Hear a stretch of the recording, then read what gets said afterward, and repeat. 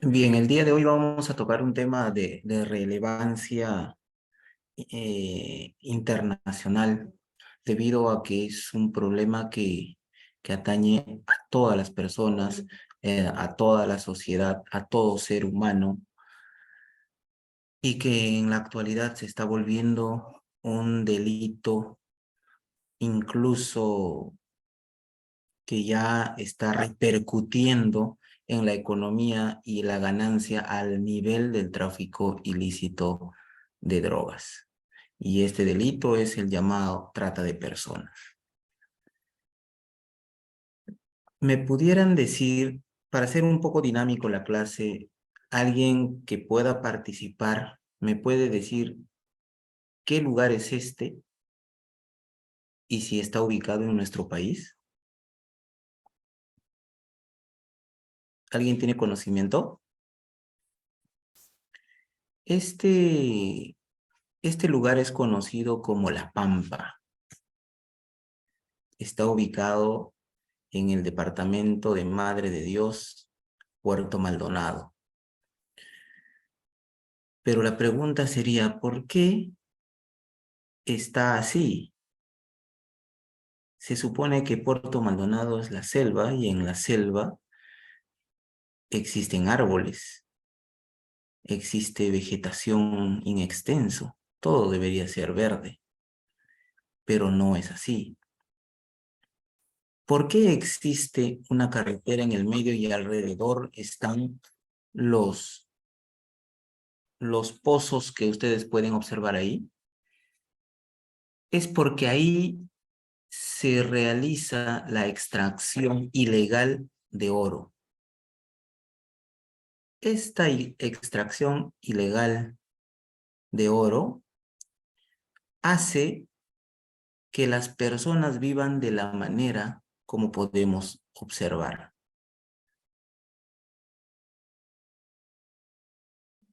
Esta pista que pasa por el medio es el centro de atención para el delito de trata de personas. En la mayoría de casas que se observa ahí, existen bares y cantinas donde se explotaría a las personas de manera laboral y sexual.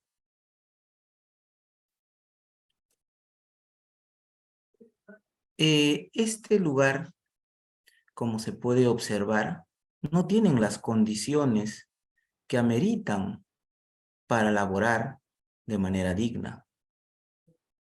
Como ustedes pueden ver, el lugar donde se realiza la explotación laboral o sexual tienen estas condiciones. Condiciones de insalubridad, condiciones de peligrosidad. Sin embargo, son los lugares donde se realizan las explotaciones laborales y sexuales. Dentro del ordenamiento jurídico no está permitido que las personas menores de edad den el consentimiento laboral, mucho menos sexual. Si bien es cierto, la sentencia del Tribunal Constitucional 1/2012 hace mención que una persona mayor de 14 años dispone libremente de su libertad sexual, valga la redundancia. Sin embargo, para temas laborales no es así, mucho menos de explotación sexual. Como ustedes pueden ver en la imagen, en las intervenciones que he tenido la oportunidad de realizar, nos hemos encontrado con personas o señoritas como las que ustedes observan, con 16 años de edad, 15 años de edad, 14 años de edad, incluso 13 y 12 años de edad.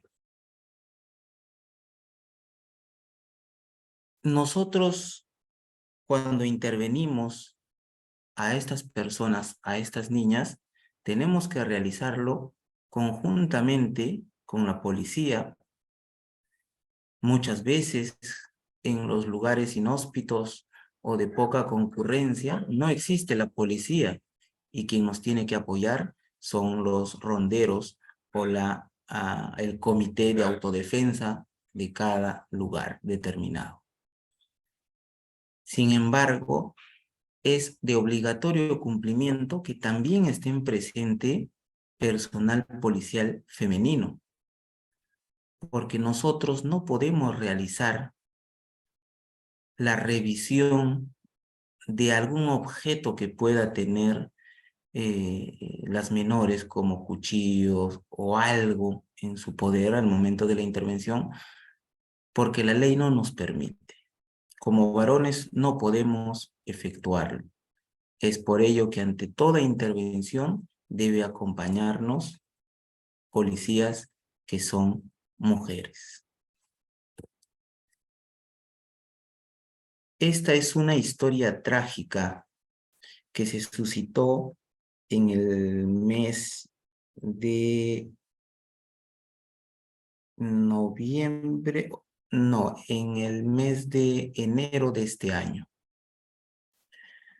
Cuando nosotros teníamos ya planificado una intervención por el delito de trata de personas a un bar determinado, por la distancia de la ciudad de Huamanga, Ayacucho, hasta el lugar donde íbamos a intervenir, era por lo menos 10 a 12 horas. Sumado a ello, se tenía que pasar por lugares que no eran de acceso fácil. Sin embargo, al llegar al lugar de la intervención, de que por cierto no habían policías que nos puedan apoyar en ese lugar, teníamos que viajar con los efectivos policiales desde la ciudad de Huamanga, y también a veces tienes que ir con personas de la policía en quien confiar, porque también se puede filtrar información y cae el caso de intervención. Es por ello que el día que realizamos esa intervención llegamos un poco tarde y ya ni siquiera pudimos realizar la intervención al lugar que habíamos realizado la vigilancia o el servicio de inteligencia de la policía había realizado. ¿Por qué? Porque el comité de defensa de ese lugar estaba reunido en el parque y supieron manifestar que una niña había fallecido después de haber consumido un vaso de licor en una discoteca. Y era la discoteca donde debíamos intervenir. Ustedes, si todos son abogados, sabemos que una intervención para descerraje, incautación, detención de personas, se necesita de una orden judicial o que éste sea en flagrancia delictiva. Y así lo tomamos a consideración debido a que los del Comité de Autodefensa señalaron que en el lugar donde había fallecido la menor también se encontraban secuestradas otras personas, también de la misma edad, entre los 13 a 16 años. Realizamos el ingreso a ese lugar y pudimos incautar varios bienes como celulares, laptops de los propietarios o administradores de ese local. Y tuvimos la suerte de encontrar en ese lugar, porque lo tenían retenido, a la persona que le había dado para que consuma ese vaso de cerveza a la señorita y cause su muerte. Las mismas amigas de la agraviada lo habían retenido en el lugar y no le dejaban salir hasta que nosotros logramos ingresar. Y la pregunta es, ¿a consecuencia de qué falleció esta menor? Si ustedes se ponen a observar su DNI, es de color amarillo. Y un mayor de edad o una persona que tiene 18 años de edad no posee un DNI de color amarillo. Tiene que ser una menor de edad. En este caso, esta agraviada tenía 13 años de edad. Estaba a una semana de haber cumplido 13 años de edad. Su cumpleaños había sido una semana antes. Si ustedes observan, tiene su traje diminuto, una minifalda, un top, y así asistió al lugar de donde nunca más salió. En este caso, del cual por cierto, como ser humano me entristeció, al momento de realizar una indagatoria previa a los testigos, supieron manifestar que esta señorita estaba libando con un joven de nombre X. Este joven aprovechó a que la agraviada se fue al baño y dejó su vaso de cerveza en la mesa donde estaban libando. En ese trajín, en ese espacio de tiempo,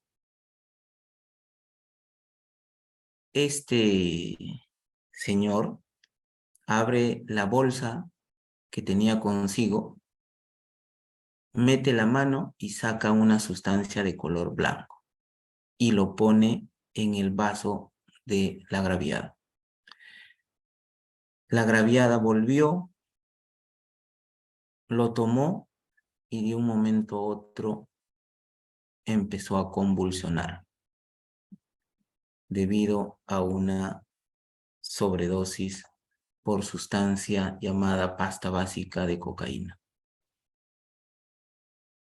Llegó así al hospital. En el hospital los médicos solamente concluyeron que llegó cadáver. En ese sentido, realizamos una entrevista previa también con el detenido y en su estado de drogadicción y alcoholismo supo manifestar que no deberían detenerlo porque él no tenía ninguna responsabilidad, ya que esa chica era de su propiedad, debido a que fue su mismo papá quien le habría vendido a esta menor. Él textualmente dijo, su papá me ha vendido y yo le he traído de tal lugar. Por lo tanto, yo no tengo responsabilidad de nada porque la he comprado y es de mi propiedad. Hecho que me enardeció tanto, pero en un sistema de derechos humanos nosotros no podemos actuar con nuestras emociones, porque para eso está la ley. Lo único que pudimos hacer ese momento fue comunicar a la Fiscalía Especializada de Tráfico Ilícito de Drogas y también al fiscal penal de turno, porque habían dos delitos ahí. La droga que le encontramos y la difunta. Nosotros como Fiscalía contra la Criminalidad Organizada no teníamos mayor competencia, salvo a las demás niñas que habíamos encontrado, pero no encontramos a los propietarios del local. Máxime si ahí no trabajan con contratos ni nada porque son lugares recónditos. Sin embargo, se dio una investigación exhaustiva del cual sigue en pie en el Ministerio Público de Ayacucho. En ese sentido, vamos a entrar al fondo de esta exposición luego de la premisa que se ha dado a conocer. Por cierto, todas estas diapositivas que estoy proyectando, voy a mandar a la coordinación para que les remita a cada uno de ustedes. Cuando hablamos del delito de trata de personas, partimos de que ¿a qué protege o cuál es el bien jurídico protegido de este delito? Inicialmente, cuando apareció con mayor pronunciamiento este delito, hubo una primera postura que es la Corte Suprema de Justicia de la República, que señala que el bien jurídico protegido es la libertad personal. ¿Por qué la libertad personal? Porque es lo que se priva, es el derecho que se priva a una persona. Si yo contrato con engaños a una determinada persona para llevarla a trabajar a un lugar específico y le quito todos sus documentos, le quito su celular y le pongo en un cuarto de donde no le dejo salir en ningún momento, y es ahí donde le exploto laboral o sexualmente, le estoy privando de su libertad porque ella no puede o él no puede desplazarse libremente por cualquier lugar. Entonces, esa privación es una afectación a la libertad personal. Eso es lo que estableció nuestra Corte Suprema de Justicia de la República, que el bien jurídico protegido es la libertad personal. Sin embargo, apareció una segunda postura que señala que no solamente se protege la libertad personal, sino ya hay una pluralidad de bienes jurídicos que depende de la modalidad de explotación que no está permitida o se encuentra prohibida. Pero ya más específico lo convierte la tercera postura y le dice, colegas de la jurisprudencia, no hagan más difícil el bien jurídico, analizar el bien jurídico protegido y digamos tal y como es. ¿Y qué nos dice esa tercera postura? Que el bien jurídico protegido es la dignidad humana, porque la dignidad humana engloba una pluralidad de bienes jurídicos que señala usted, señor jurisconsulto de la segunda postura. Con la dignidad humana englobamos a todo porque es un derecho humano. Y veamos por qué. Si la primera postura nos señala que el bien jurídico protegido es la libertad de la persona, pero si ustedes se ponen a analizar y dicen, pero si primero le está privando de la libertad y luego la explota laboralmente, o en específico la explota sexualmente, y ella no quiere tener acceso carnal, se están yendo contra su voluntad mediante violencia o mediante la amenaza, ahí ya entramos a que se está vulnerando la libertad sexual. Y si me dice, te vamos a matar si te escapas, hay una tentativa de homicidio. En el homicidio, ¿cuál es el derecho, el bien jurídico protegido? La vida. Cuando una persona ultraja sexualmente a otra persona, ¿cuál es el bien jurídico protegido? La libertad sexual. En menores de edad, la indemnidad sexual.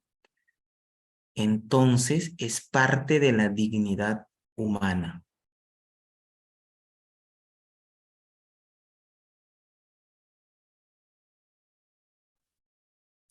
El bien jurídico protegido es la dignidad humana, ¿correcto?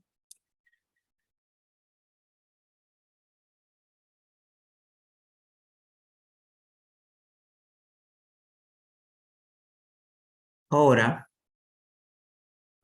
¿quiénes son las personas que participan en este tipo de delitos?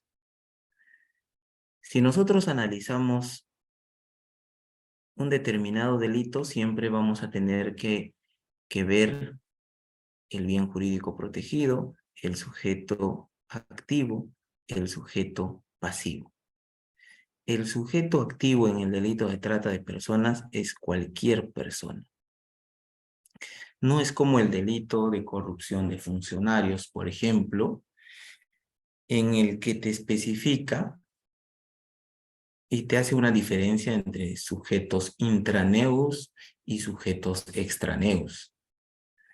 Si nosotros vemos el delito de peculado, por ejemplo, en delitos de corrupción, los elementos del tipo que te detallan parte de el funcionario o servidor público que se apropia de bienes, caudales o efectos, ¿no? Que estos pertenecen al Estado. Entonces, son funcionarios o servidores públicos. Pero en el delito de trata de personas no, es cualquier persona. El sujeto pasivo también es él o la titular del bien jurídico protegido, que viene a ser cualquier persona. Nadie está libre de ser sometido a la vulneración de la dignidad humana a partir de la trata de personas. ¿Correcto? Ahora bien, siempre en el delito de trata de personas, que es muy complejo, es muy distinto la explicación y es muy distinto a lo que nosotros podamos definir en una audiencia de juicio oral. Para el delito de trata de personas, si nos ubicamos en su tipo penal, yo lo he dividido en tres, en un antes, en un durante y en un después. Veamos los elementos del tipo previo o antes. Dice el que mediante violencia, amenaza, otras formas de coacción, privación de la libertad, fraude, engaño, abuso de poder o vulnerabilidad, o concesión, recepción de pagos o cualquier otro beneficio. De ahí parte. El que con violencia. ¿Qué significa el elemento del tipo violencia? Eso es lo más fácil, porque también violencia existe en el delito de violación sexual, por ejemplo, ¿no? La violencia es el uso de la fuerza física contra la persona que debe ser suficiente como para doblegar la voluntad de la víctima. Si yo quiero explotarla laboral o sexualmente a una persona, puedo actuar con violencia y llevarla al lugar donde la voy a explotar de las maneras antes mencionadas. También el elemento del tipo es la amenaza, que nos dice que consiste en el anuncio de causarle un mal posible, verosímil e inminente al agraviado. Debe ser un peligro inminente para la vida o integridad física. También puede haber empleo de chantaje o intimidación. Como pueden ver, la amenaza no solamente puede radicar en decir voy a matar a uno de tus familiares, a tus papás o a tus hermanos o a tu hermanita si no te vas a trabajar conmigo. No solo eso, sino también puede haber el empleo del chantaje o la intimidación. Y se ha llevado casos en el tema del chantaje, debido a que en el tiempo en el que vivimos, todas las personas tienen un teléfono celular y ese teléfono celular tiene cámaras. Y muchas veces las parejas realizan o comparten videos o fotos íntimas. Y cuando terminan, muchas veces chantajean con publicarlo. Y sí hubo casos de esa naturaleza, ¿no?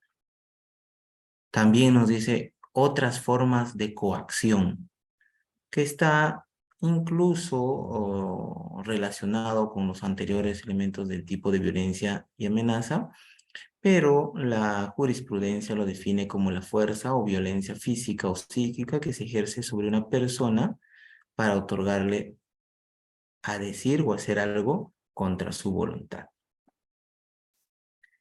La privación de la libertad, que es un acto contrario a la libertad ambulatoria. Esa privación de la libertad en los delitos de trata de personas puede ser temporal,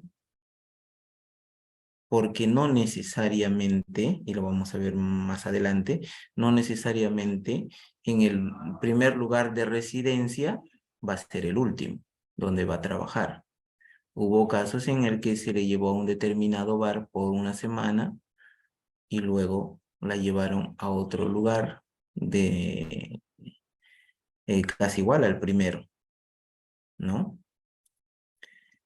El fraude se define como la acción contraria a la verdad y a la rectitud que perjudica a la persona contra quien se comete. También tenemos el engaño, que es dar a la mentira apariencia de verdad e inducir a alguien a tener por cierto lo que no es, valiéndose de palabras u obras aparentes y fingidas. En Ayacucho no he visto un caso que haya tenido este elemento del tipo, pero sí en Lima. En Lima se dio un caso en el que un extranjero vino al país y enamoró a una persona. Y esta persona se dejó engañar por este sujeto y con mentiras la llevó a Colombia, si mal no recuerdo, y la explotó sexualmente hasta que llegó la oportunidad de que se le pueda rescatar a través de una intervención, un operativo que se había realizado. Y eso fue su historia, que le habían engañado con el enamoramiento.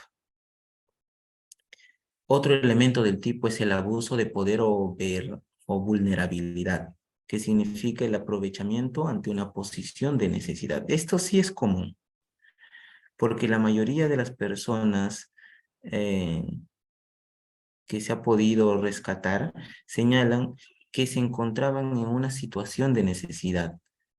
Muchas son madres a temprana edad, madres adolescentes que no pueden solventar los gastos para sus hijos, y esa situación de vulnerabilidad hace que trabajen en un lugar determinado contra su voluntad y sean explotadas.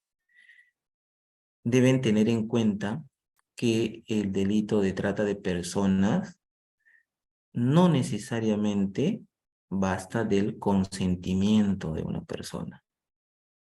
Si bien es cierto, y por eso les decía, lo que se les explica es muy distinto a la interpretación que puedan dar los magistrados en un juicio. Porque muchas veces dicen, no, oye, me están trayendo a juicio un caso por situación de que esta señorita trabajó en un lugar determinado, pero ella dijo que quiso trabajar ahí.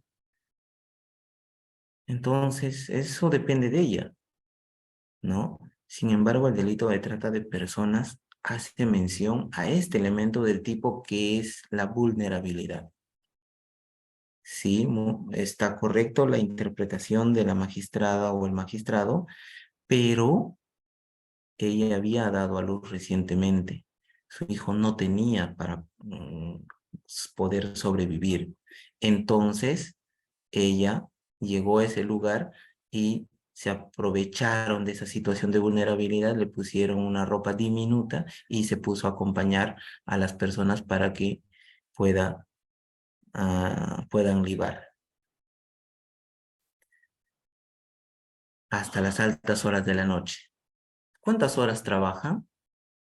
Ellos trabajan en Puerto Maldonado, trabajan desde las 11 de la mañana hasta las 5 de la mañana. ¿Cuántas horas duermen? Duermen de 5 de la mañana hasta las 9 de la mañana, se levantan, toman su desayuno y nuevamente están limpiando el local para volver a trabajar. Entonces, eso no es un trabajo digno, sino que está afectando a la dignidad de la persona. Y como les vuelvo a repetir, la vulnerabilidad se da muy comúnmente en el delito de trata de personas. Otro elemento es la concesión, recepción de pagos o cualquier otro beneficio que nos señalan que consiste en dar y recibir un beneficio patrimonial, dinero o bienes o de otra naturaleza. Siempre va a estar presente el beneficio patrimonial. Porque, por ejemplo, en los lugares que se ha intervenido, las personas, cuando tú pides una cerveza, dicen, la cerveza está 15 soles, 2 por 30. Con compañía está a 5 soles más por botella. Entonces serían 40 soles y los 10 soles se van para ella.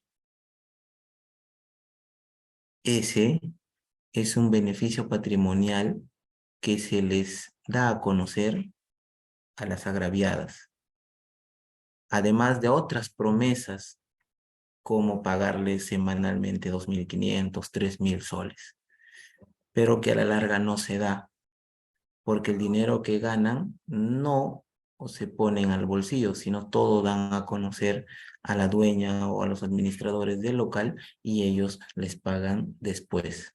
Y hay momentos en el cual no les pagan y hace que las agraviadas denuncien también tal hecho, de que han trabajado, han sido explotadas laboralmente y no han recibido su pago correspondiente. Eso era el elemento del tipo antes.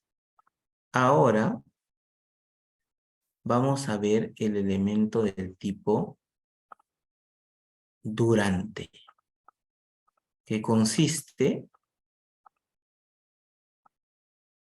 en estos elementos del tipo.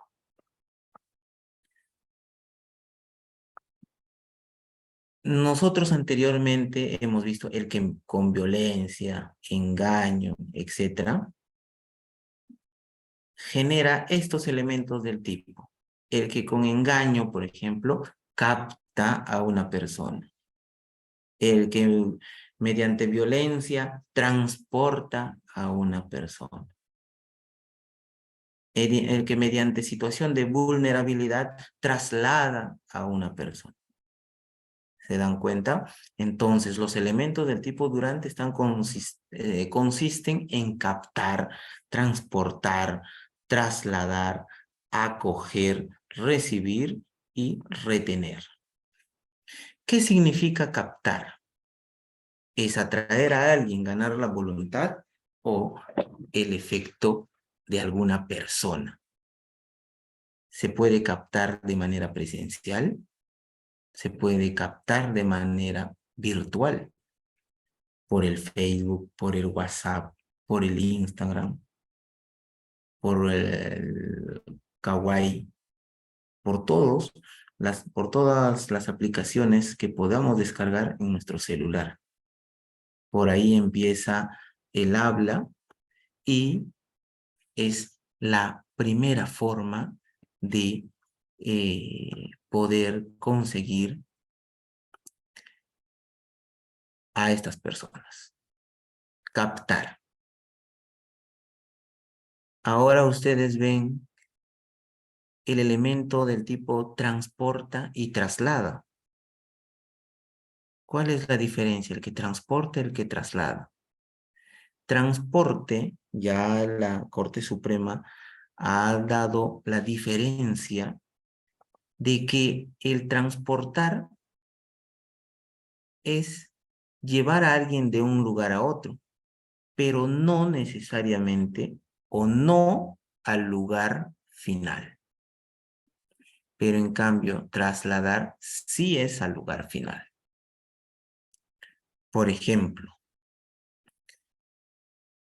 en un operativo se intervino a una menor llevando a otras menores de edad, no, ya era una mayor de edad, tenía 19 años, llevando a otras niñas de 16 y 15 años a Puerto Maldonado, desde Ayacucho a Puerto Maldonado, pero se les intervino antes de llegar a Andahuaylas y supieron manifestar que su destino, donde iban a trabajar, porque les estaban contratando y esta persona mayor le estaba llevando a Puerto Maldonado, entonces el lugar fin era Puerto Maldonado.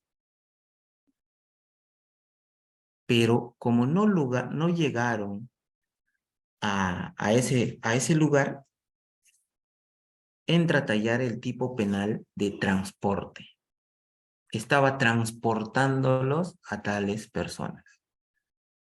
Pero cuando usamos el elemento traslado, ahí sí, tal persona mediante engaño trasladó a otras personas al departamento de Puerto Maldonado. Entonces, era el lugar fin, ¿correcto? No se olviden de ello. La diferencia entre traslado y transporte. Otro elemento es el que acoge, que nos define como un refugio o albergue de alguien. Por ejemplo, si yo estoy transportando a varias personas para llevarlo a un determinado lugar,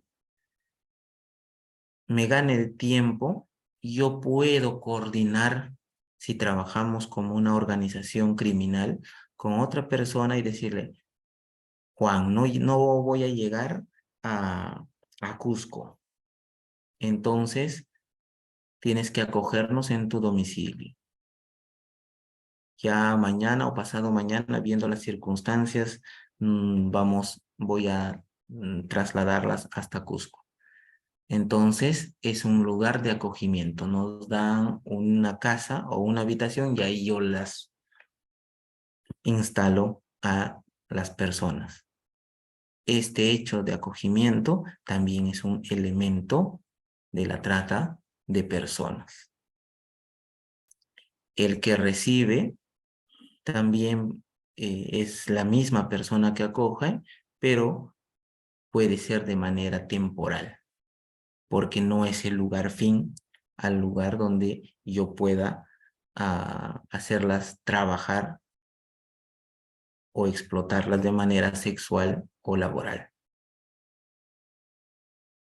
Y también el elemento es el que retiene, que es definido como impedir de que alguien salga, se mueva o desaparezca.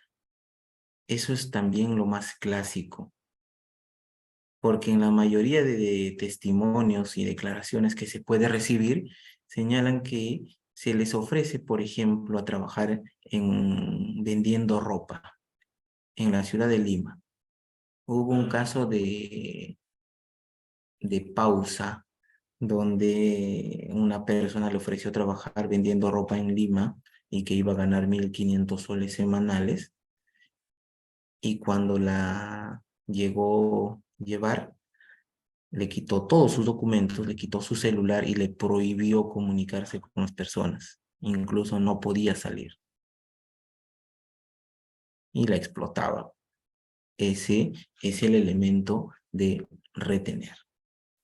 Entonces, con ello, damos por concluido el segundo punto de los elementos del tipo durante. Y ahora viene los elementos del tipo después, ¿correcto? Con fines de explotación. Si agarramos algunos elementos del tipo de trata, dice, el que mediante la violencia traslada a una persona con fines de explotación, ¿no? Esos fines de explotación viene a ser todos ellos: la venta de niños,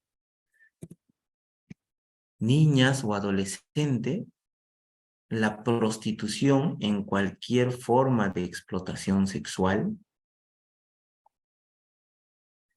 la esclavitud o prácticas análogas a la esclavitud, cualquier forma de explotación laboral, la forma de la mendicidad, los trabajos o servicios forzados, la servidumbre, la extracción de órganos o tejidos somáticos o sus componentes humanos, y cualquier otra forma análoga de explotación.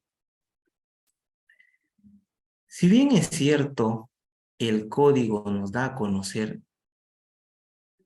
esta definición del tipo de trata de personas, sin embargo, ya mediante sendas jurisprudencias se ha señalado que si hay explotación laboral o sexual, si se concreta ello, deberían sumarse las penas,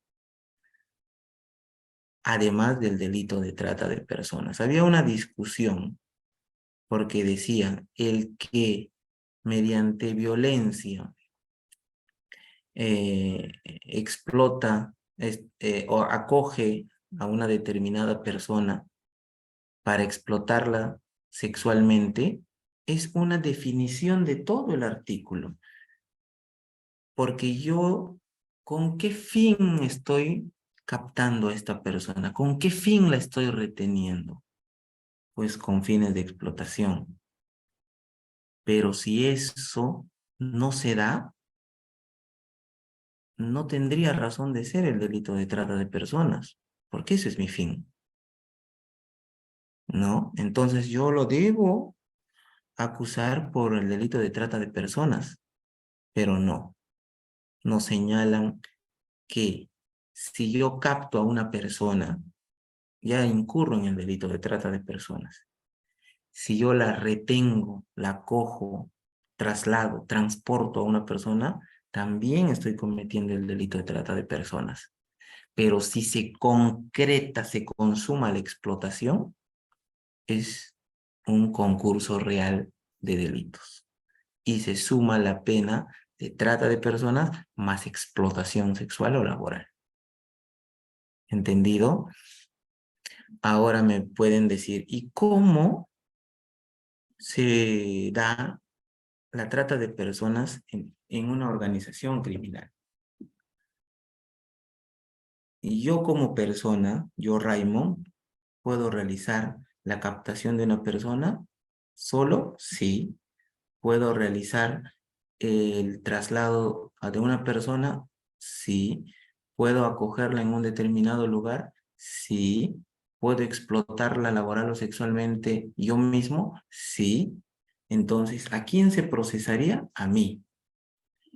Pero en las organizaciones criminales, estas personas actúan en tiempo y espacio. Unos se dedican a la captación. Una vez captado, otros lo trasladan o transportan, otros ya esperan en un lugar determinado para acogerlas o retenerlas, otras las explotan laboral o sexualmente. Entonces, cada uno cumple un rol, una función específica.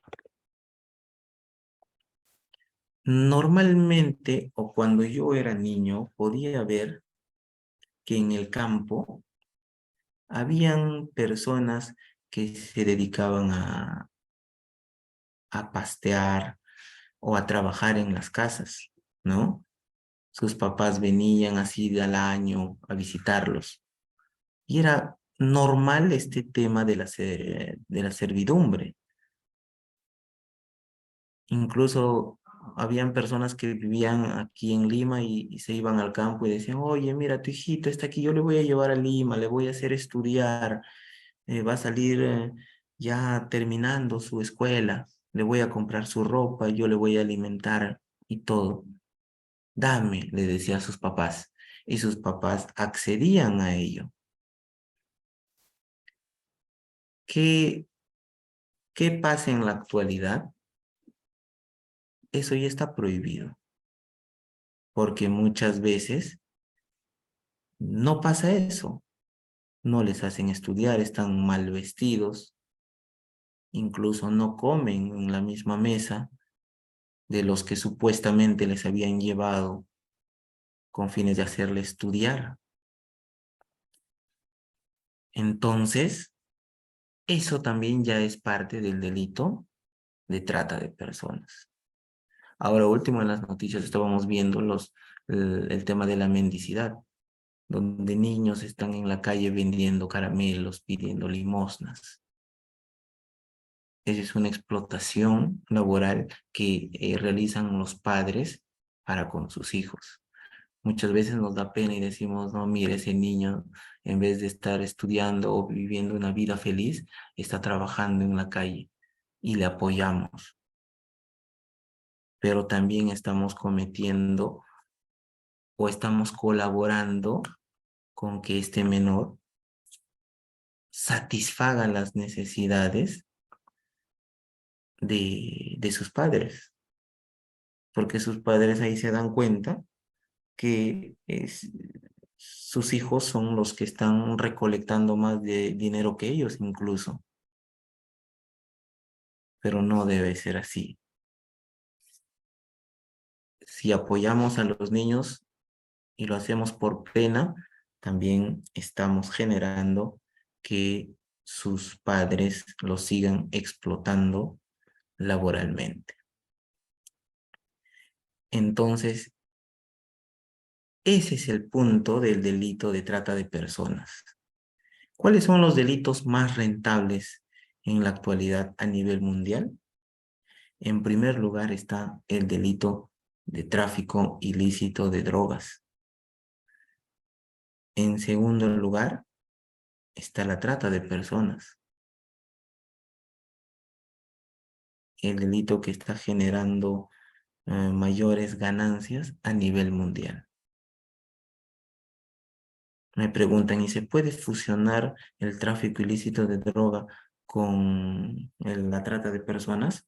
Pues sí, sí se puede fusionar, porque hay personas que se dedican al tráfico de drogas y que también trabajan o abren sus grandes e inmensas discotecas y contratan a personas para que capten a chicas y las lleven a trabajar a sus discotecas. No, esa amenaza de que nos decía también como elemento del tipo de la trata, el hecho de que yo me dedique al tráfico ilícito de drogas y capte a una persona para que me lleve drogas, para que sea burrier, yo la amenazo, que si no hace eso, voy a matar a su familia, porque tengo el poder del tráfico de drogas. Entonces también estoy incurriendo en otro delito que es trata, ¿no? Es por ello que les digo que este delito es muy amplio, es muy genérico y nos trae muchos problemas en los juicios. Sin embargo, debemos tener mucho cuidado. En este lugar que yo les hice ver anteriormente, en La Pampa, hubo una oportunidad en el año 2015, si mal no recuerdo, desapareció una niña, una señorita de 15 años de edad y averiguando se pudo determinar que vivía en La Pampa. No, vivía no, disculpen, le habían llevado a La Pampa. Su hermano era un efectivo de la policía y por la desesperación se fue a ese lugar y pudo entrar con las indagaciones a un restaurante. Y en este restaurante, de manera sorpresiva, se encontró con 3 personas que entraron encapuchados y le amenazaron con palabras soeces diciendo qué hacía en ese lugar, apuntándole a la cabeza con sus armas. Y según la manifestación que dio este efectivo policial, fue que los que le habían intervenido tenían botas de que serían de policías también. Entonces, lo único que pudo hacer es decir, colegas, yo también soy policía. Y eso hizo que los que le estaban apuntando, cuál habrá sido su forma de interpretarlo, de pensar, pero lo único que dijeron es que se vaya si no quería perder la vida, ¿no? ¿Eso a qué nos conlleva? A que quizás también en esos lugares hayan personas que en vez de cuidarnos están metidos en esos ilícitos, en esos delitos. Incluso ahora ha salido una película que se llama La Pampa. Es una película peruana del cual no he tenido la oportunidad de ver todavía, pero ha salido una película, La Pampa, y te da la realidad, te da a ver la realidad que se vive ahí. Las autoridades no ingresan a este lugar. Hay operativos cada 3 años, pero es un lugar donde no entras así nada más. Si todas las personas se conocen, eres un desconocido y ya te están viendo o te están realizando el seguimiento respectivo. Entonces, eh, quisiera escucharlos con las preguntas para yo poder absorberlos, sea de carácter jurídico, sea de carácter social. Quisiera que me formulen las preguntas para así nosotros poder, o yo poder eh, apoyarlos o absolver sus dudas en la posibilidad mía. Si ustedes tienen alguna participación, también yo aprendo de ustedes. Ambos podemos aprender lo que tenemos en mente y en nuestra capacidad de conocimiento jurídico y social respecto a este delito. Yo sé que es muy tarde, pero hagamos ese esfuerzo de que me formulen las preguntas, por favor. ¿Hay alguna pregunta? Que alce la mano que hable o que lo escriba en el chat. Y si por favor la doctora, si hay algunas preguntas en el chat, lo puede leer usted para absolverla. Muchas gracias.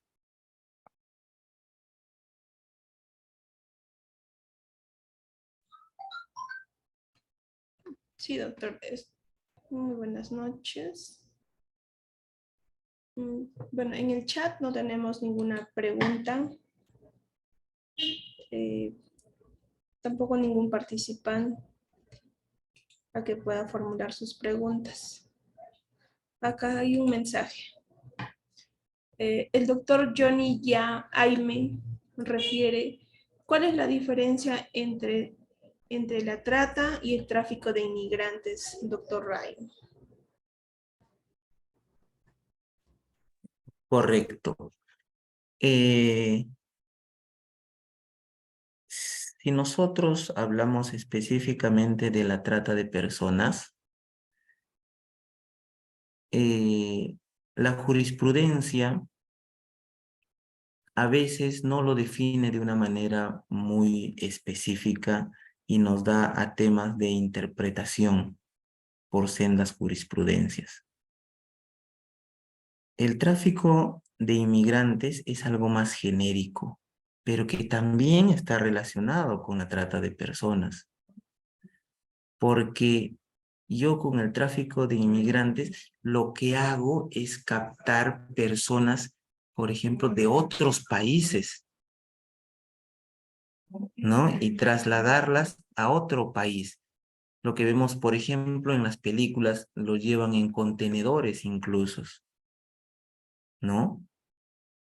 Hay un tráfico ahí de inmigrantes y el tráfico significa de muchos, con fines diversos. En cambio, la trata de personas no necesariamente tengo que trasladarlos de manera internacional, porque si yo estoy en un lugar que está a 3 horas de mi lugar fin, también ya se está realizando, se está configurando el delito de trata, pero no es un tráfico de inmigrantes. Sin embargo, también en la jurisprudencia se ha tenido problemas en relación a ellos en tener una diferencia ya postulada del tráfico de inmigrantes en los delitos de trata de personas. ¿Correcto? ¿Otra pregunta habrá?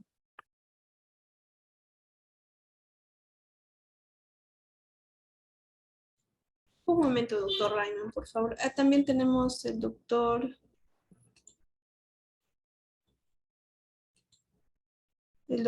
Ronald Merino. En este momento, doctor, le estoy activando su micrófono, por favor.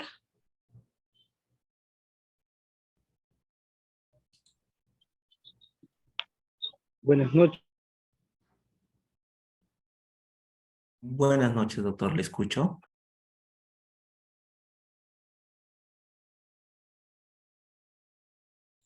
Doctor Ronald, no se le escucha.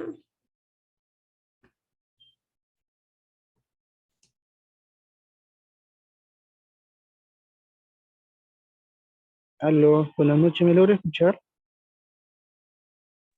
Sí, le escucho. Gracias, doctor, muy amable. Quisiera, doctor, que nos pueda diferenciar nosotros tenemos una presión respecto a la convivencia en los delitos de trata de personas, cuando hay en el tipo, y el tratamiento que se debe de dar necesariamente a la interpretación del Código Civil, el plazo de la convivencia, y cuál es la diferencia en el tipo cuando refiere o que puedan habitar, ¿no? Ese término tal vez de habitar debe tener un marco de temporalidad, puede ser un día, una hora, puede ser necesariamente más, menos. A su experiencia, doctor, ¿cómo debe interpretarse esta parte del tipo penal? Esa sería la pregunta. Gracias. A ver, colega Ronald, ¿me nombras el Código Civil en relación a la convivencia? Quisiera que me especifiques más tu pregunta. No logré entenderte pero me señalas el Código Civil y si la convivencia es parte del delito de trata de personas, ¿es así? No, o sea, resulta que cuando eso se tipifica la fiscalía, un apartado del Código Penal regula pues, como agravantes que hayan convivido, ¿no? En la explotación sexual.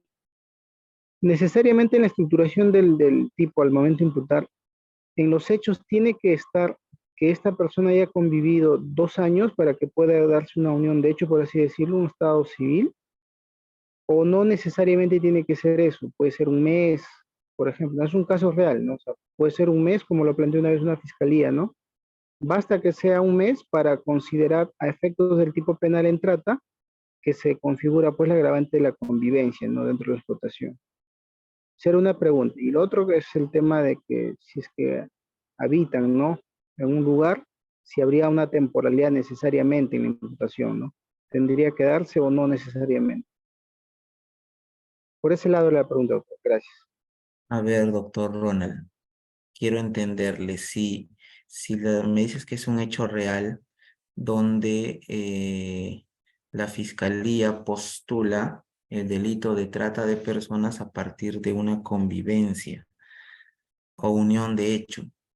Si nosotros definimos el unión de hecho, que por cierto adquieren los mismos derechos de un matrimonio, el unión de hecho es por la plena voluntad de que dos personas, una mujer y un varón, viven bajo un mismo techo como pareja por el plazo de 2 años ininterrumpidos, ¿no? Incluso, no soy civilista, pero incluso he podido leer que la unión de hecho, incluso si vives bajo el mismo techo de los domicilios de tus padres, incluso no se configura el unión de hecho. Pero si la fiscalía ha tomado como verbo esa unión de hecho para la trata de personas, considero que no es así. Desde mi punto de vista, si yo he sido conviviente de la persona que me retiene, se está yendo contra mi voluntad. Entonces, ¿cómo yo podría postular una unión de hecho o convivencia? Porque la convivencia, pues, es un verbo del cual también con mi voluntad estoy con una persona. Nunca he visto, personalmente, nunca he visto ese caso, pero en el código penal no se detalla específicamente el hecho de la convivencia y más aún no se señala que haya una unión de hecho que lo relacione quizás con el de retener o acoger a una persona, pero me es interesante, me gustaría que me facilites ese caso o el número de expediente, carpeta fiscal, para leerlo y poder dar mi punto de vista, porque de verdad me causó sorpresa lo que me preguntas y sí me gustaría leerlo y para saber lo que verdaderamente la fiscalía está imputando, ¿no? Porque también recordaríamos lo que es el síndrome de Estocolmo. En el síndrome de Estocolmo las personas se enamoran de su secuestrador, pero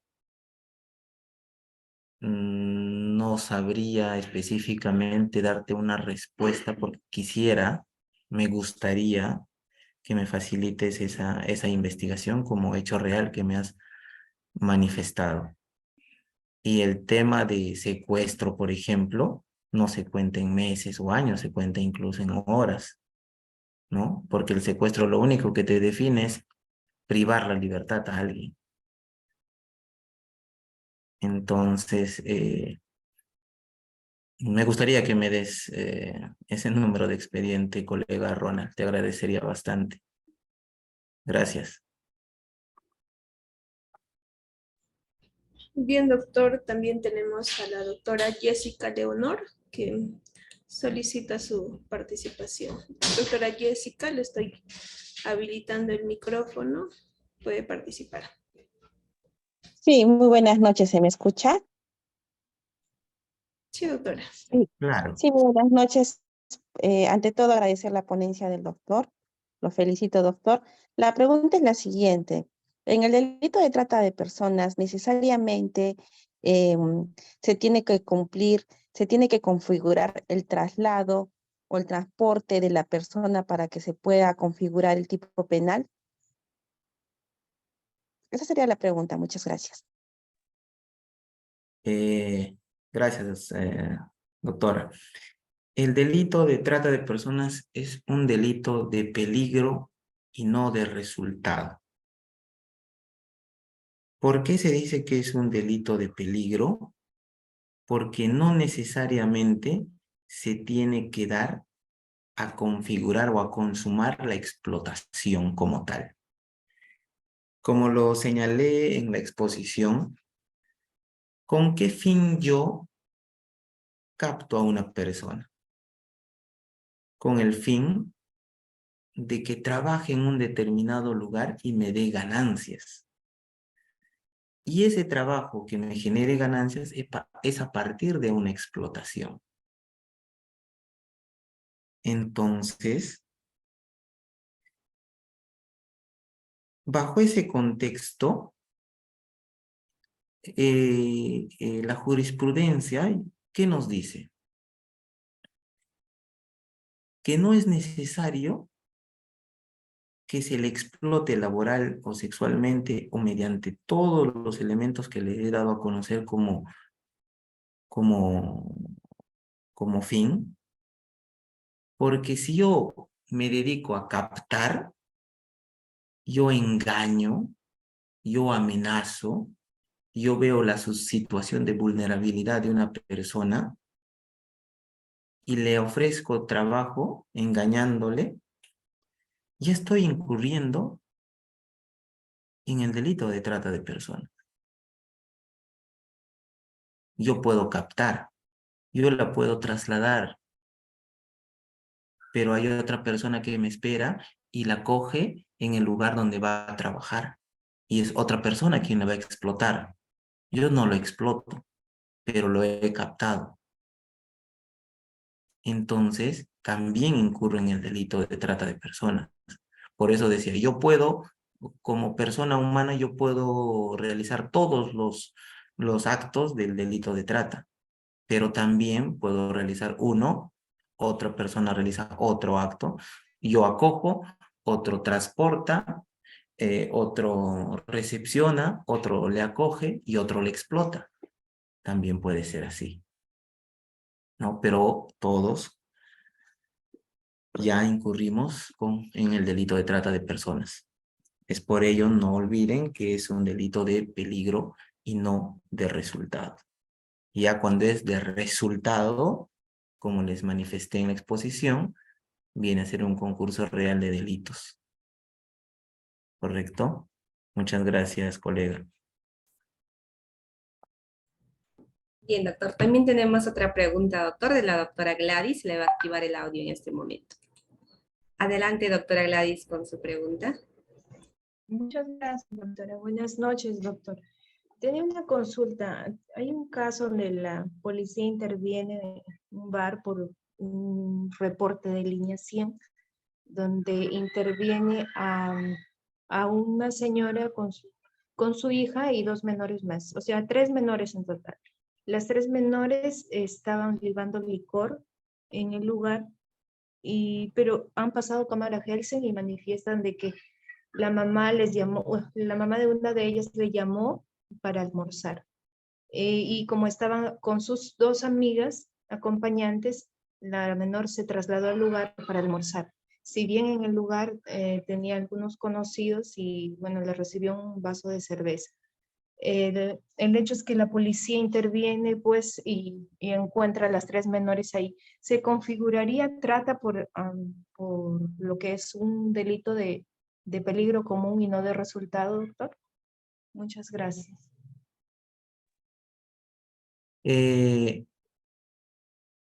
Debemos tener muy en claro que el delito de trata de personas realiza un trabajo contra la voluntad de una persona o de determinadas personas. Pero si son menores de edad, no tienen libre disposición para trabajar, y menos en lugares de dudosa procedencia. Si las menores entraron a un determinado lugar y estaban libando, así a secas, yo no podría interpretar o acusar por delito de trata de personas, porque lo que tengo que acreditar es si ellas estaban trabajando en ese lugar para alguien. Subsecuentemente, ver si estaban siendo explotadas laboralmente. Porque podría yo, y me estás nombrando a la Cámara GESEL, lugar de importancia para este tipo de delitos. Ahora en la actualidad, incluso la Cámara GESEL ya se realiza como prueba anticipada para evitar la revictimización de las personas y no vayan a juicio a declarar nuevamente. Y también se proteja o no se haga público otra vez su identidad. Entonces, en Cámara GESEL declara ante un psicólogo, ante un abogado, ante su abogado, ante el fiscal penal, ante el fiscal de familia y el mismo juez.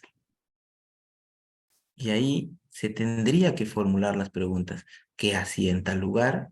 Si estaba libando, o qué estaba haciendo, o estaba acompañando a otras personas, a qué se dedica, estaban trabajando en ese lugar, cuánto tiempo, para quiénes, ¿no?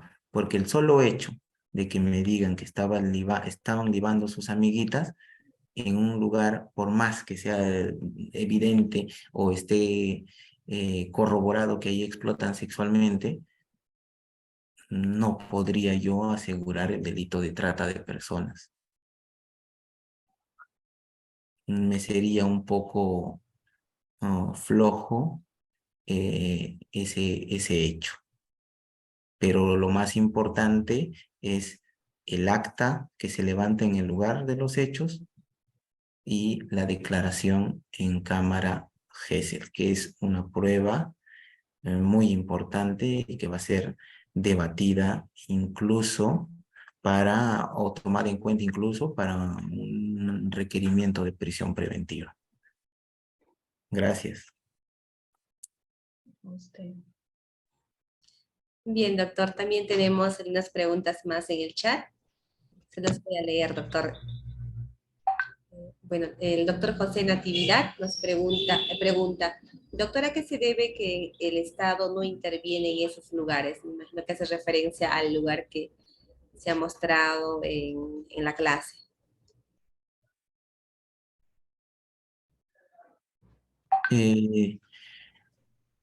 Es una pregunta muy corta, pero muy amplia a la vez. ¿Por qué? ¿Por qué no se interviene en estos lugares? Y es una pregunta en la cual también nos hacemos, yo mismo me hago, ¿no? ¿Por qué no se erradica estos tipos de delitos?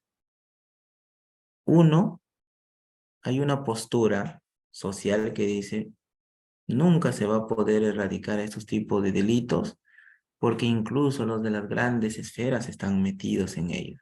Una postura dice eso.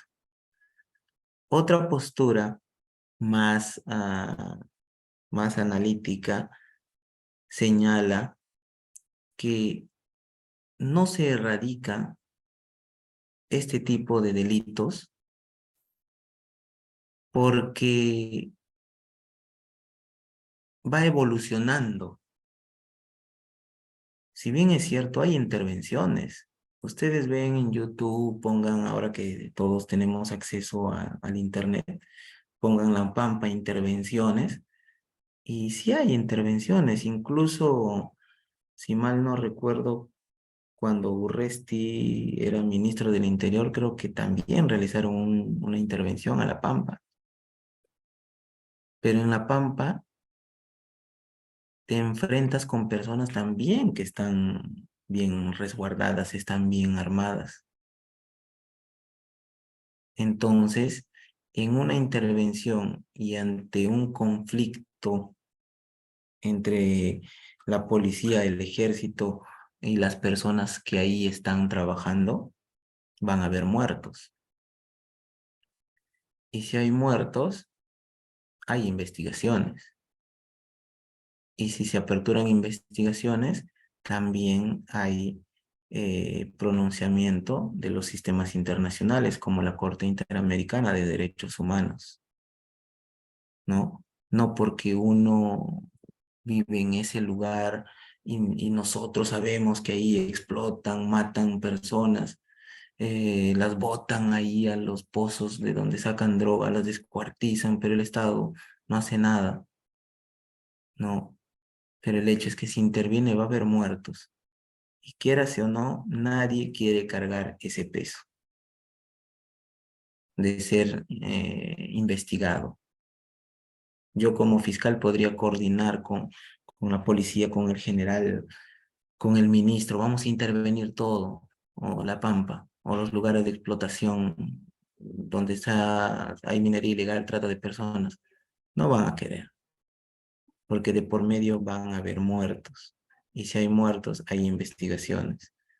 Por más que salgas absuelto, siempre en la sociedad en la que vivimos pasa factura, ¿no?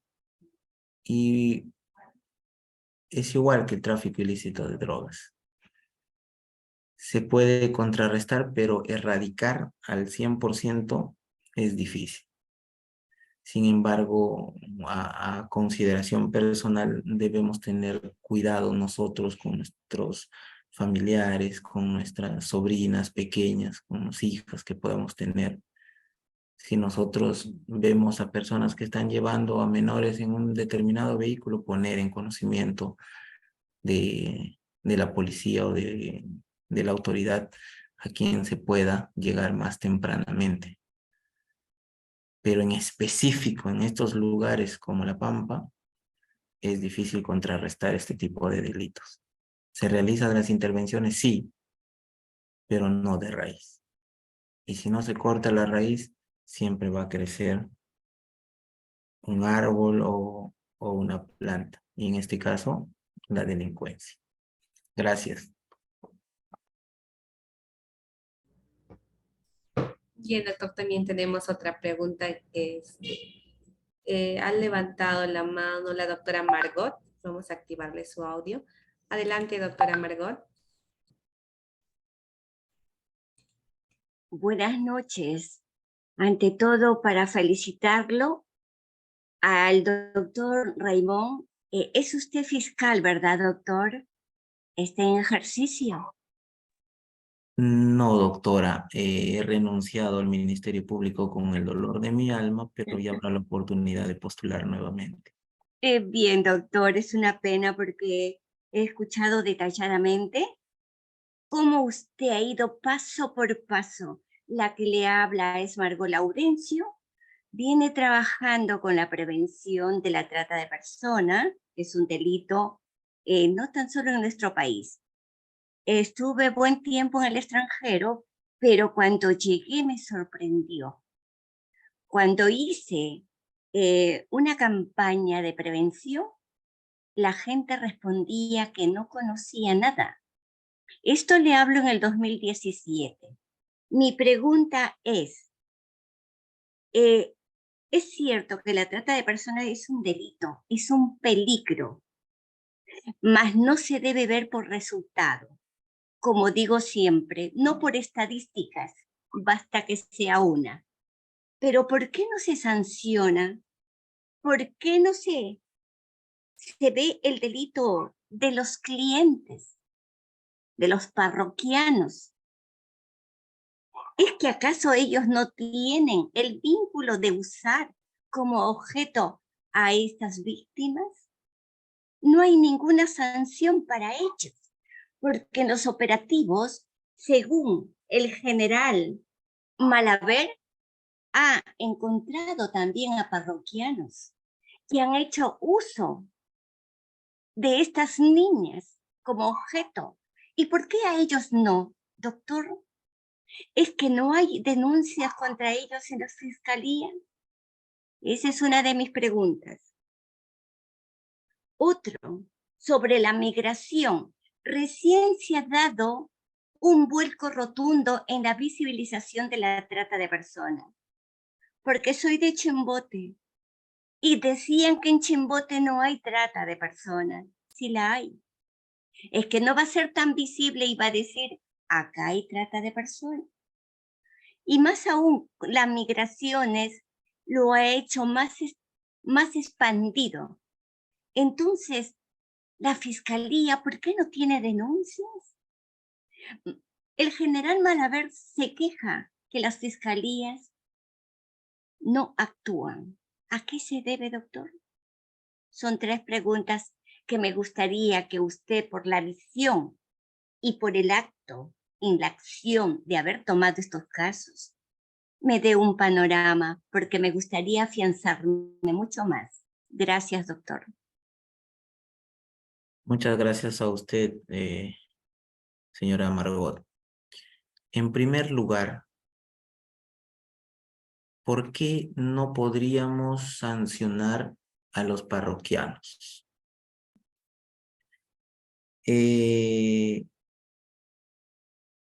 Si yo como parroquiano acudo a un lugar donde se realizan servicios sexuales y yo me acuesto o contrato los servicios de una fémina y me interviene la Fiscalía de Trata de Personas o la Fiscalía de Prevención del Delito o la Fiscalía de turno, penal de turno, y me encuentran teniendo relaciones sexuales con esta menor, le preguntan sobre sus datos y nos da su DNI y se observa que tiene 13 años de edad, ahí sí es un acto de violación sexual para el parroquiano, porque como mencioné al inicio de mi exposición, la sentencia 1/2012 da a conocer que las personas menores de 14 años de edad no tienen libertad sexual. E incluso hay casos en el que son pareja, un mayor de edad con una niña de 13 años, la embarazan, conviven juntos y la menor dice, es mi esposo, mis papás lo saben, pero incurre en el delito de violación sexual, salvo que tengamos que ver el tema del error de tipo, por ejemplo, y las costumbres de cada lugar. Porque en la selva, donde viven los asianincas, por ejemplo, hay 11, 12 años ya son mamás. Y nosotros podríamos imputarle la responsabilidad penal de violación sexual a esta persona, no, porque es su costumbre. Pero en nuestra sociedad en la que nosotros nos encontramos, sí, es delito. Podríamos discutir, como le digo, el error de tipo en el caso específico que me dejé llevar por la apariencia física de la persona, que no parecía una menor de 12, 13 años. Parecía que tenía más, ¿no? Pero se tiene que haber esas circunstancias. Cuando tiene 14 años para adelante, sí puede disponer de su libertad sexual. Ahora, si lo relacionamos al delito de trata de personas, es interesante lo que me postula. pero no está tipificado como tal en nuestro ordenamiento jurídico, salvo, como le digo, si tiene menos de 13 años. ¿Y por qué los parroquianos no podrían ser cómplices, en otras palabras, del delito de trata de personas? Y me conlleva a comentarle un caso, por ejemplo, del delito de tráfico ilícito de drogas relacionado con la imputación objetiva que tanto se está dando a debatir en nuestro ordenamiento. Y es el siguiente ejemplo que quisiera que lo capten y lo vinculen con el delito o la pregunta que me formula nuestra colega. Hubo una señora que se dedicaba a cocinar donde elaboraban la pasta básica de cocaína.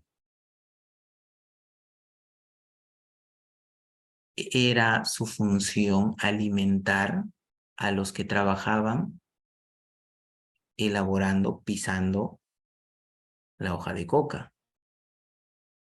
La fiscalía interviene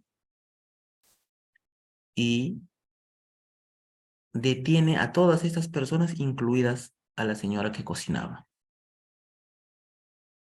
De un proceso judicial en primera instancia se le condena por el delito de tráfico ilícito de drogas, como coautora. Sin embargo, mediante un recurso de nulidad, se estableció que ella no tenía responsabilidad. ¿Por qué? Porque mediante una imputación objetiva, prohibición de regreso, ella tenía la función de cocinar para alimentar a otras personas. Y ese hecho de alimentar y cocinar no es delito. Porque en el Código Penal no dice el que cocina y alimenta a los que elaboran pasta básica de cocaína será considerada como autor, cómplice y será pasible a una pena privativa de libertad. No existe, es atípico. Entonces se la absolvió. ¿Por qué? Porque su función era de cocinar. Ella no elaboraba la droga, era de cocinar. Sí, pero ella estaba presente en el lugar de los hechos, pudo advertir sobre ello, ella tenía conocimiento que eso es un delito. No puso ni siquiera en conocimiento de la policía, la fiscalía. Sí, efectivamente, procésale por otro delito, pero no por tráfico ilícito de drogas. En este caso, de trata de persona y específico los parroquianos que acuden al lugar a mantener relaciones sexuales con estas personas que son explotadas en un determinado lugar, también ya lo han relacionado con la imputación objetiva. Y me viene otro ejemplo. En Alemania todavía, de donde nace la imputación objetiva, pusieron el ejemplo del señor que vendía licores en un prostíbulo. Cuando realizan la intervención, condenan al dueño, al administrador y a todos los que trabajaban en ese prostíbulo, incluido el que vendía los tragos. Pero la Sala Suprema alemana lo revocó y lo absolvió a este vendedor de licores porque argumentaban de que si bien es cierto, él trabajaba en ese lugar, pero su función era vender licor. Y vender licor no es delito. A él no le pueden procesar por vender delito. O si, y la pregunta es, si él no vendía licor, ¿no iban los parroquianos? Y sí, ahí van a tomar, sí, que no es delito, van a tener relaciones sexuales, sí, pero si no vendía licor, ellos iban a seguir yendo, acudiendo a ese lugar. Entonces ahí nace lo que es la imputación objetiva. y lo están relacionando con el tráfico ilícito de droga y se está relacionando con el delito de trata de personas. Igual, ¿por qué no desaparece? ¿Por qué no se le condena a los que consumen la droga? El código establece que hay un porcentaje de gramos que puedes tener en posesión y consumirla, ¿no? O sea, es un tema muy discutible, es un tema del cual se tiene muchas cosas por definir, por dar solución. Y es una pregunta demasiado interesante, eh, señora Margot, colega Margot, es una pregunta demasiado interesante. Creo que es para una tesis, pero dentro de mi experiencia jurídica ya está en, mm, en la cúspide el tema de la imputación objetiva y salen por ese tema. Por otra parte, me decía sobre que en Chimbote no hay intervenciones. Sin embargo, las intervenciones se dan de acuerdo a las coordinaciones que debe haber entre la policía, la fiscalía, las municipalidades, porque las municipalidades también tienen la función de velar por erradicar este tipo de delitos, igual el gobierno regional. Aquí en Lima y en Ayacucho yo cuando era fiscal he asistido a reuniones multidisciplinarias donde asistía el representante del gobierno regional, representante de las municipalidades provinciales y distritales, la fiscalía de crimen organizado, la fiscalía de prevención del delito, el fiscal penal de turno, asistía hay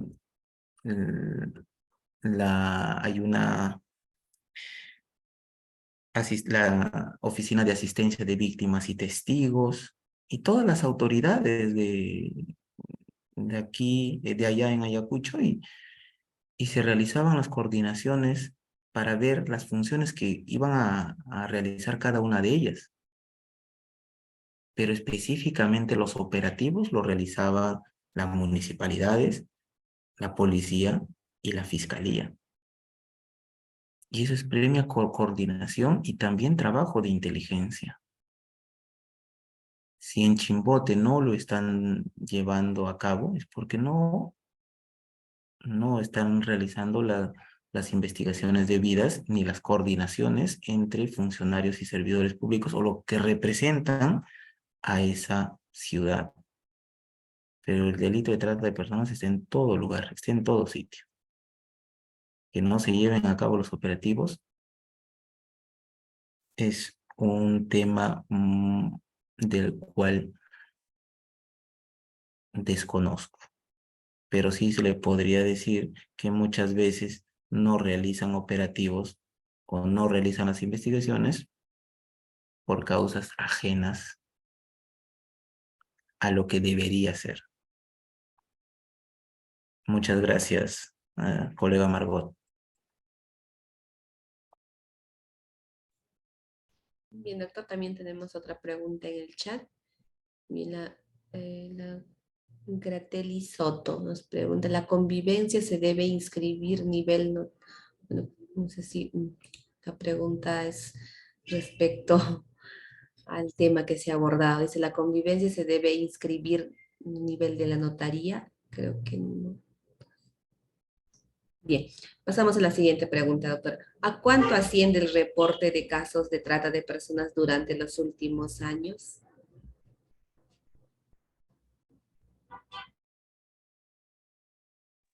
El reporte varía en este tipo de delitos.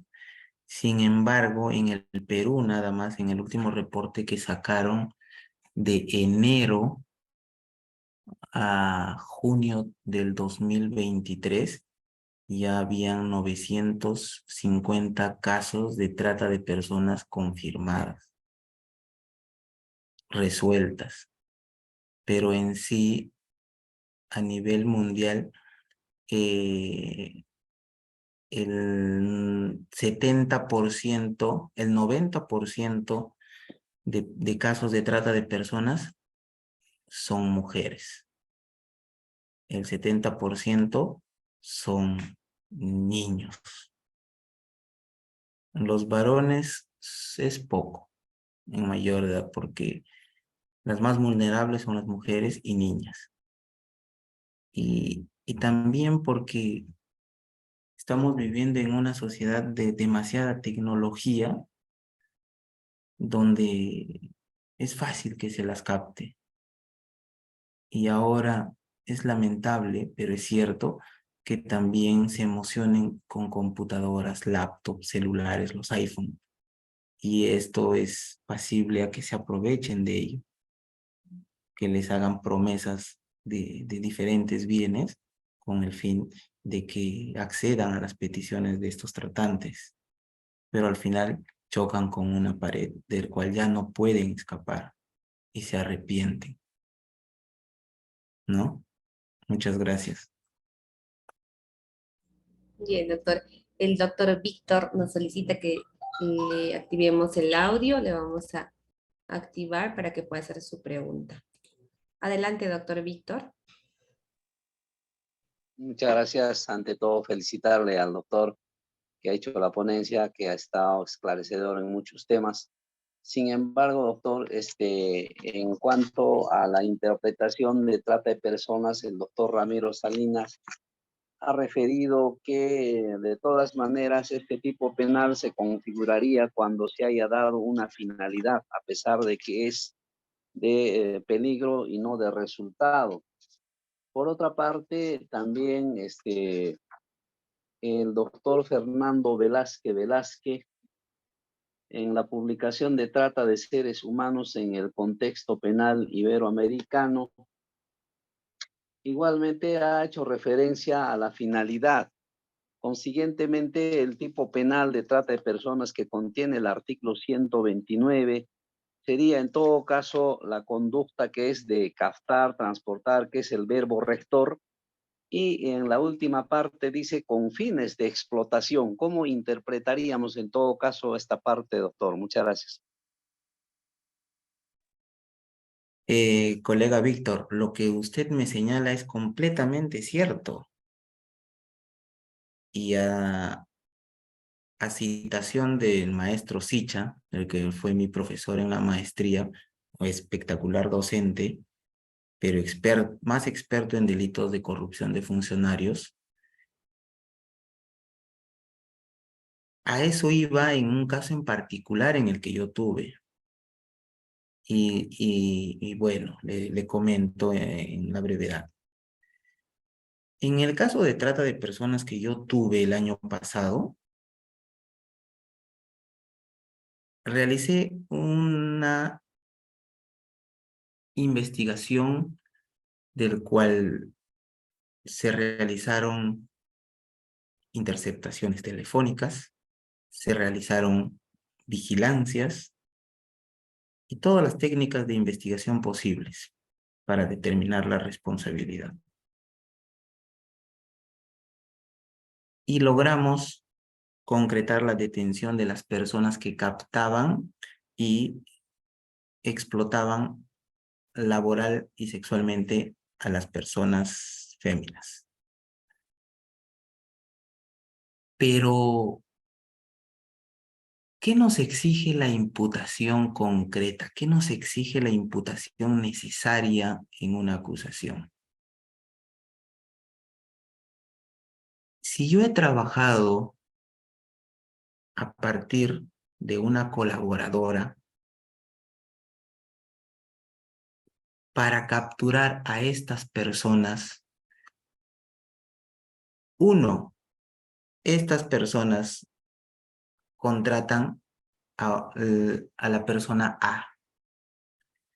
Esta persona A capta a B, C y D. B, C y D están viajando con A hacia el lugar fin de las personas F y J, pero no llegan ahí. No lograron ser trasladadas. ¿Se incurre en el delito de trata de personas por esta persona A? Sí, porque las estaba transportando. ¿Tuvo un fin de explotación sexual? No, porque no llegaron a su lugar fin. No trabajaron. Pero como yo trabajo bajo las técnicas de investigación, logro la captura de estas personas, F y J, por mensajes y comunicación de que querían captar a estas menores. ¿Pero fueron explotadas sexualmente? No. Ahora, les dije durante la exposición, hay diferentes posturas del cual yo tampoco compartía. Tenía la misma postura de la que me acabas de decir, colega Víctor. ¿Cómo puede ser posible que sea concurso real de delitos si el mismo código te dice con fines de explotación? Yo no voy a tratar, no voy a captar, no voy a trasladar, no voy a gastar mi dinero en llevarle a unas personas para hacerle trabajar y no hacerlas trabajar. O sea, necesariamente tiene que haber fines de explotación porque eso me va a generar ganancia. Sí. Eso lo dice el código. Y así yo lo interpretaba porque cuando realicé la acusación, la juez de investigación preparatoria rechazó y dijo que no era la pena en la cual yo estaba consignando, porque ahí había un concurso real de delitos. Y el concurso real de delitos se suman las penas, es decir, de trata de personas más explotación sexual. Pero yo decía, doctora, el código dice con fines de explotación sexual. No, no lo digo yo, Raymond. Lo dice tal casación. Y hay una casación del cual ahorita no recuerdo el nombre, el número, me disculparán. Un jalón de orejas para mí. Pero ahí expresamente se señala que si bien es cierto es un delito de peligro y no de resultado, pero se debe sumar las penas si hay una explotación sexual. Si no hay explotación sexual, solo es trata de personas. Pero si hay explotación sexual, se suman las penas por ser un concurso real de delitos. Es por eso que no niego, no miento lo que nos acaba de decir, colega Víctor.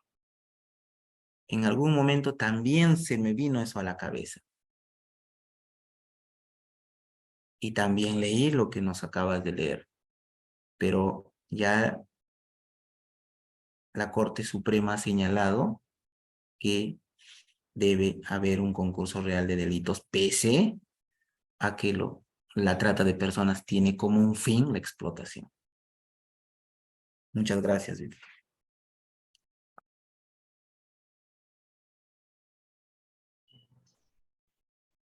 Bien, doctor, creo que son todas las preguntas que teníamos en el chat.